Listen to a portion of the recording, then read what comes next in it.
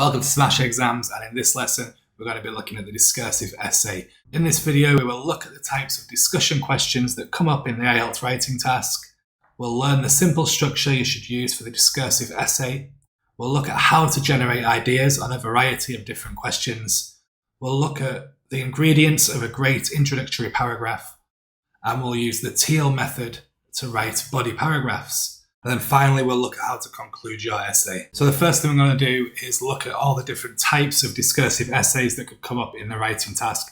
And as always, there are some main themes that all of the questions fall into. For example, we could have educational questions. Things like, a lot of people think schools should stop using books to teach lessons and use films, TV, and computer games instead. Others disagree. Discuss both sides and give your opinion. It could be about culture. Some people think that the government should spend money on cultural activities such as music or art. Others think this is a waste of taxpayers' money. Discuss both views and give your opinion. It could be about success. Some people believe that individuals who earn a lot of money are the most successful in life. Others say that the individuals who contribute to society are more successful. Discuss both views and give your own opinion. A lifestyle question.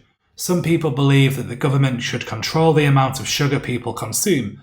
Others think that it is the responsibility of an individual to monitor their sugar intake. Discuss both views and give your opinion. There could be one about the environment or a global issue. Some people say that instead of preventing climate change, we need to find a way to live with it. Discuss both views and give your opinion. And finally, a family. Some people think that it is a good idea for parents to help their children with their homework. Others believe that children should do their own homework on their own. Discuss both views and give your opinion.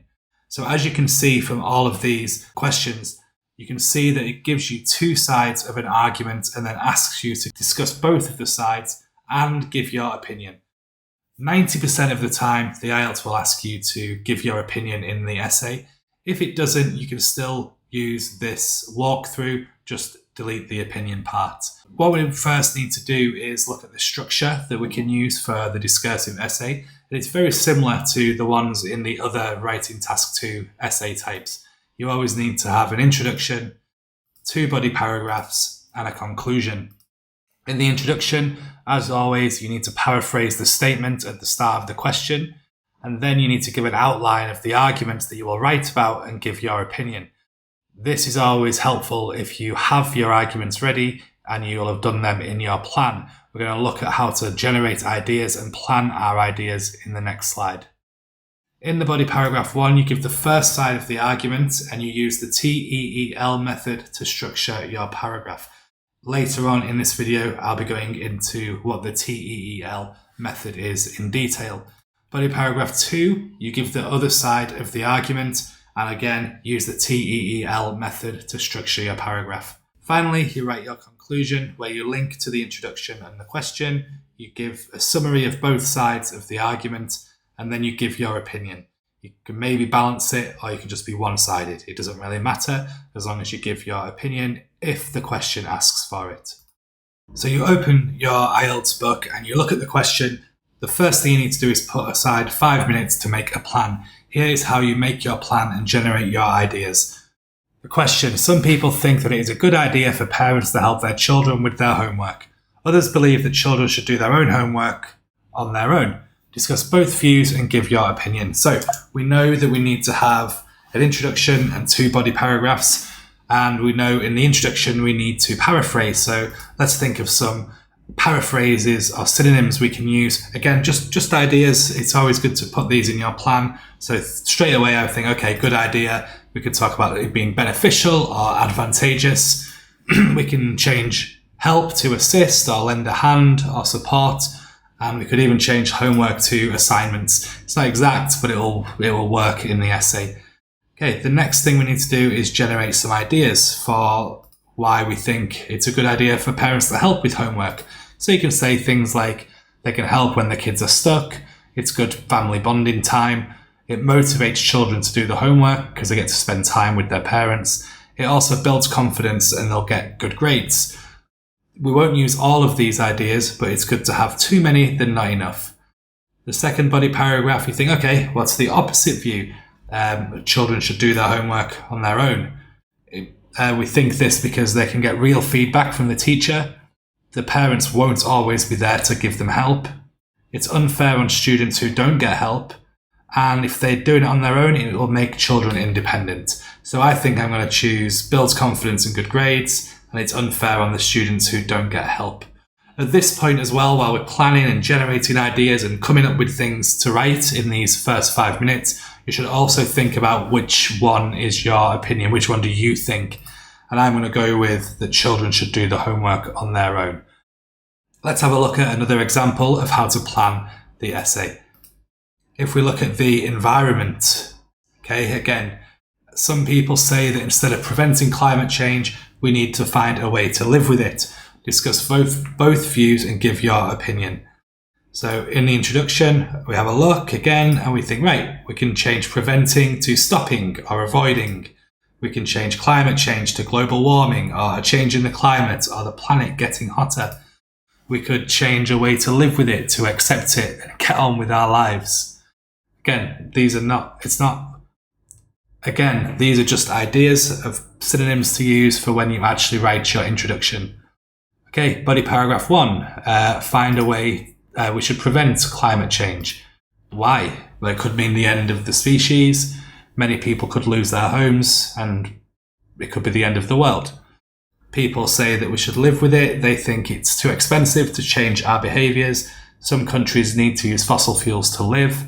And it may not be that bad. It may just be an extra couple of weeks of summer. So I'm going to say that we should prevent climate change in my essay. So one more. We'll look at education. Again, this is just how to generate ideas. Think of it as talking to a friend.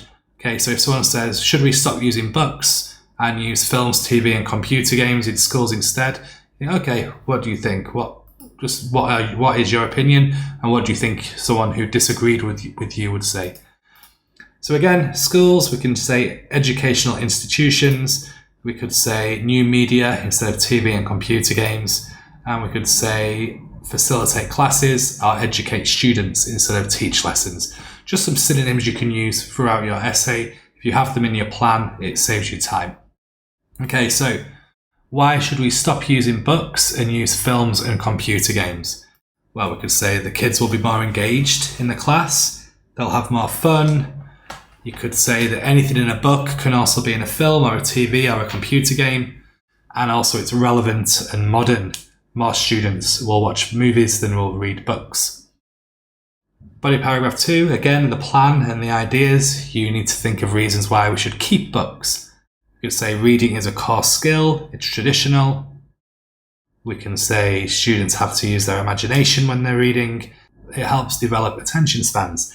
You can see there's a spelling mistake here. It doesn't matter because it's just a plan. We're just jotting down our ideas in the first 5 minutes. So now you've got the plan and you're going to keep that plan with you while you write the whole essay. As you'll see in every section, I'll be referring back to the plan, and that's what you need to do in your essay when you're in the IELTS exam room as well. Okay, so let's move on to how to write a great introduction, and we're going to look at the family question. Some people think that it's a good idea for parents to help their children with their homework. Others believe that children should do homework on their own. So we already have some synonyms from our plan. And we know that we need to paraphrase the statement, give an outline of the arguments, and give your opinion. These are the 3 things you need to do in every introduction. So we look at our plan as well. We have body paragraph 1 and 2 plans. We know we're going to talk about these things. So let's have a look how we can do this. So first, paraphrase the statement. We're paraphrasing this. Okay. It is often argued that parents should help their kids with homework assignments. Many people disagree and think the work should be done independently. One way. Another way, it is considered by some that children should do their homework themselves. Others think that parents could lend a hand. So all we've done here is paraphrase the statement and the 2 arguments. We now need to give an outline of the arguments, which looks something like this. While parents helping with homework can facilitate bonding with the family and bring parents closer to their offspring, I believe that it is unfair advantage over the students whose parents do not help them. So here we can see you've given the opinion, I believe it gives an unfair advantage. And you've given an outline of the arguments. Can help bonding within the family and bring parents closer, which you can see we've done that here from the plan, good family bonding time. And also here, it's unfair on the students who don't get help. We've said it's unfair here. So we've outlined our arguments, we've paraphrased the statement, and we've given our opinion. So it should look something like this. It is considered by some that children should do their homework themselves. Others think that parents could lend a hand. While parents helping with homework can facilitate bonding within the family and bring parents closer to their offspring, I believe that it gives an unfair advantage over the students whose parents do not help them. So let's look at some extra tips for the discursive essay. Number 1, paraphrase. Usually the discussion question starts with some people think that and others disagree. You can always paraphrase this as some people argue that, then the argument, while others say that, the other side of the argument. Or it is considered by some that, while there are others that think, or even it is often argued that, whilst others disagree. You only need one of them because you're only going to be writing one essay, but these are 3 that would all work if you got a discursive essay in your IELTS. Also, use your plan so you can give an outline of both sides in the introduction, which is what you saw in the idea generation stage. And also give your opinion, but again, only if the question asks for it. Let's now look at writing a great introduction for the environment question. It's very similar how we do this. So some people say that instead of preventing climate change, we need to find a way to live with it. So we have our introduction paraphrases that we looked at in our plan. We have our body paragraphs so we know what we're going to write about. So first we need to paraphrase the statement in the introduction. And here I've put, it is considered by some that we should explore ways of accepting climate change and getting on with our lives, whereas other people say we should try and stop it. Another way would be, it is argued that we need to prevent climate change. However, some people disagree and think we should just accept it and move on. I'm saying the same thing in both of these paraphrased statements, but it's just different ways of doing it. Then outline the arguments. We know what the arguments are. So while it may be very expensive and will require all humans to change their behaviours, I think that because it would mean the end for many species, we should find ways to prevent the changing climate of our planet. So as you can see, the opinions there and the outline of the arguments are there as well. How would that look? It is considered by some that we should explore ways of accepting climate change and getting on with our lives, whereas other people think we should try to stop it. While it may be expensive and will require all humans to change their behaviours, I think that because it could mean the end for many species, we should find ways to prevent the changing climate of our planet. And as you can see, it's colour-coded, opinion, outline, and paraphrase the statement. Hi everyone, I hope you're enjoying the video and you are getting lots of value from it and you are going to be able to do the discursive essay the best you can in your IELTS exams.